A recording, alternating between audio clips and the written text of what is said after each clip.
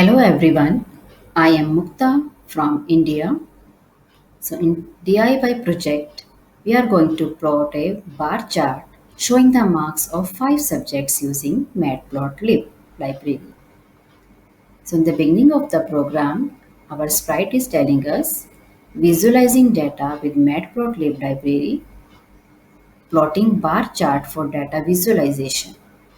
For this we have to import Matplotlib library. You have to define the subjects and marks. You can set the width and height of the plot in inches. You can add title and labels. We can add legend box also. And for more clarity, you can add data labels. And at last, plt.show function will display the chart. So let's observe the output of this coding. Let's run this program.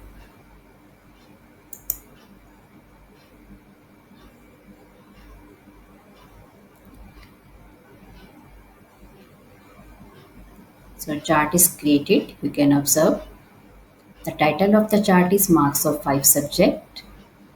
On the x-axis, subject label is given, and on y-axis, the marks has been shown, and on each bar, there is a data label also, which is telling the individual subject's marks.